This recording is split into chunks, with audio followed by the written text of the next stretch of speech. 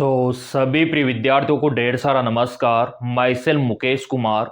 आज के इस वीडियो में हम बात करने वाले हैं BS nursing selection my routine के बारे में। यानी कि जब मैं आपकी तरह संघर्ष कर रहा था बीएस नर्सिंग कोर्स में सिलेक्शन के लिए और वो भी गवर्नमेंट कॉलेज के लिए, तो मेरा रूटीन क्या था। देखो मेरे प्रिय विद्यार्थियों, रूटीन फॉलो करके आप भी दाखिला पा सकते हो क्योंकि प्रोसीजर सेम होता है। तो यहाँ पे मेरा उठने का समय क्या था, स्टडी का प्लान क्या था, किस प्रकार मैंने तैयारी किया, और मैंने आपको पहले भी बता रखा है कि मैंने नीट का भी एग्जाम दिया और बीएस नर्सिंग का भी दिया, पैरामेडिकल जितने भी एंट्रेंस एग्जाम है मेडिकल कोर्सेज के सारे एंट्रेंस एग्जाम मैंने दे रखे हैं और सभी में सफलता हासिल की हुई है। तो इस पर आज हम चर्चा करेंगे बीएससी नर्सिंग कोर्स सिलेक्शन के बारे में।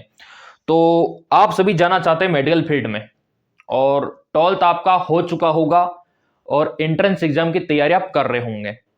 तो देखो मेरे प्रिय विद्यार्थियों, मेरा जो रूटीन था वह सुबह उठने का जो टाइम था वो 4 बजे का था। यहाँ पे मैं आपको दिखाना चाहता हूँ, पूरा समझाना चाहता हूँ। जो मेरा उठने का समय था वो 4 बजे का था, ठीक है। जो आपका टाइमिंग रहता है कि सबका अलग अलग रहता है। देखो यहाँ पे तो मेरा जो टाइम था यहाँ पे 4 बजे का उठने का समय था, 4 बजे, ठीक है। और आपको भी 4 बजे उठ जाना चाहिए। उससे क्या होता है, मॉर्निंग टाइम पे हमारा ब्रेन एक्टिवेट रहता है और उठने के बाद जो आपका डेली रूटीन होता है, योगा करना, व्यायाम करना, ठीक है, नहाना धोना, फ्रेशअप होना, और उसके बाद आपको क्या पढ़ना चाहिए, आपको पढ़ना चाहिए यहाँ पे टफ सब्जेक्ट यानी कि आपका भौतिक विज्ञान, जो कि मैं पढ़ा करता था, यानी कि फिजिक्स। क्योंकि आपका फिजिक्स टफ होता है तो मॉर्निंग टाइम पे आपको फिजिक्स पढ़ना चाहिए। वो इसलिए क्योंकि इसमें आपने देखे होंगे काफी ज्यादा न्यूमेरिकल होते हैं, है ना, काफी कॉम्प्लिकेटेड यहाँ पे प्रिंसिपल होते हैं। तो मॉर्निंग टाइम पे हमारा ब्रेन बिल्कुल फ्रेश होता है, ताजा होता है, तो हम इनको सोल्व कर सकते हैं। अगर आप इनको सोते टाइम पढ़ोगे ना तो वैसे आपको नींद आ जाएगी फिजिक्स को। तो मैंने हमेशा फिजिक्स को मॉर्निंग टाइम पे ही पढ़ा है, हर दिन। तो आपको भी फिजिक्स को मॉर्निंग टाइम पे ही पढ़ना चाहिए।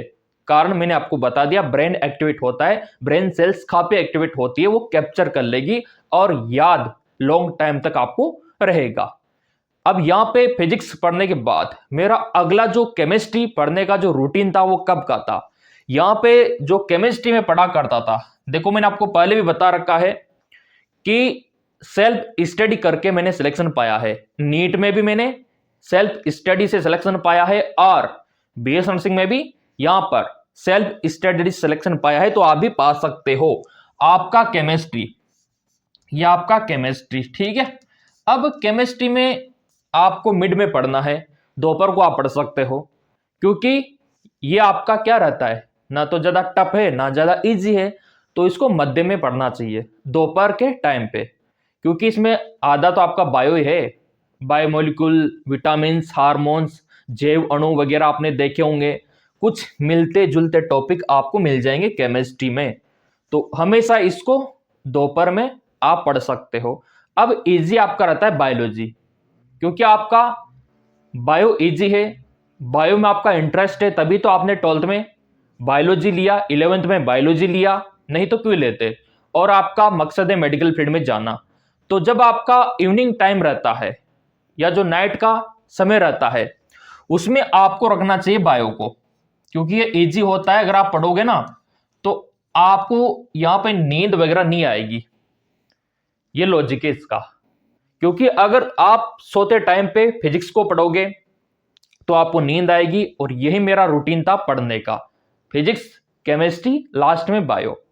अब टाइमिंग अलग अलग आप रख सकते हो। मेरा जो समय था वो 2 से 3 घंटा इसको देना, सभी का वही था, 2 से 3 घंटा अधिकतर, और बीच में गैप में लिया करता था ताकि ब्रेन एक्टिवेट रहे, ब्लड का सर्कुलेशन अच्छे से प्रॉपर हो। तो मैं कभी कभार बीच बीच में आधा घंटा कहीं पे घूमना या फिर टहलना, फिर पढ़ना, वो सही रहता है।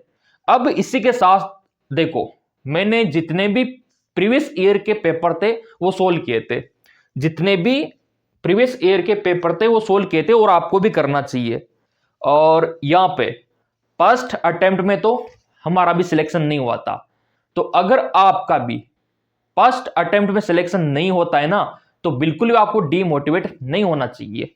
फर्स्ट अटेम्प्ट में किसी का नहीं होता, कभी कभार हाँ, खासकर नीट में तो नहीं होता फर्स्ट अटेम्प्ट में। बीएस नर्सिंग में तो फिर भी हो जाता है बहुत सारों का फर्स्ट अटेम्प्ट में, है ना। लेकिन जिसको अच्छा कॉलेज चाहिए ना, उसके लिए तो फिर आपको पता है ना, यहाँ पे क्या देखा जाता है, अच्छा खासा तैयारी होना चाहिए अगर आपको अच्छा चाहिए तो मैंने आपसे यही बोल रखा है कि जाना है तो गवर्नमेंट कॉलेज में ही जाना है। मेरा ये मकसद था। अगर मैं जाना चाहता तो प्राइवेट में चला जाता, लेकिन मेरा यही था कि जाना है तो गवर्नमेंट में। तो ये स्ट्रेटजी मैंने अपनाई थी पढ़ने की। और जितने भी पुराने पेपर थे, PYQ प्रीवियस ईयर के क्वेश्चन पेपर, वो सारे मैंने सोल्व किए थे, उससे लेवल पता चलता है। तो आप भी जितना हो सके पुराने पेपर को सोल्व करना, उससे क्या होगा, लेवल पता लगेगा आपको कि हाँ इस लेवल के क्वेश्चन आते हैं। और उसी से मेरे को पता लगा था, क्योंकि काफी सारे प्रिय विद्यार्थी पुराने पेपर को नहीं देखते, ये सबसे बड़ी गलती है। जितना हो सके, जितना प्रीवियस ईयर का आपको अवेलेबल हो सके, 5 साल का, 10 साल का, सारे को करो आप सोल्व। मैंने कम से कम 8 साल के पेपर सोल्व किए थे पुराने, और काफी सारे क्वेश्चन तो उनमें से रिपीट भी हो जाया करते थे। तो ये आपके लिए इंपॉर्टेंट है और प्रेजेंट टाइम पे भी होते हैं।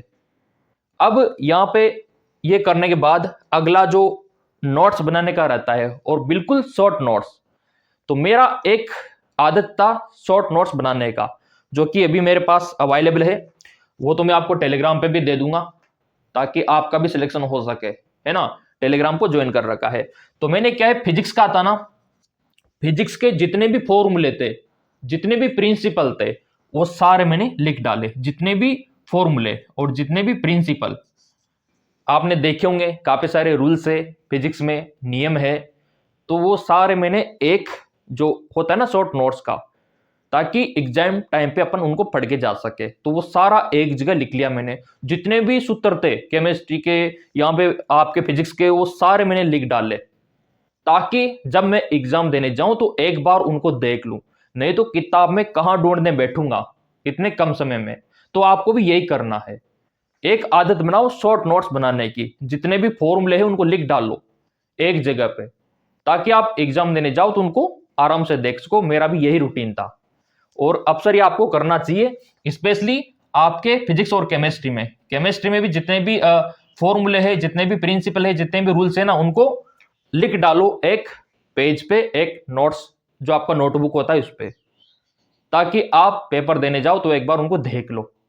ये मेरा रूटीन था, आप भी फॉलो कर सकते हो। और बायो का तो क्या, बायो को तो आप इजीली पढ़ सकते हो, एनसीईआरटी, सारे क्वेश्चन एनसीईआरटी से बनते हैं। और आप एक जो बुक होती है आपकी बायो की, उसमें अंडरलाइन कर सकते हो।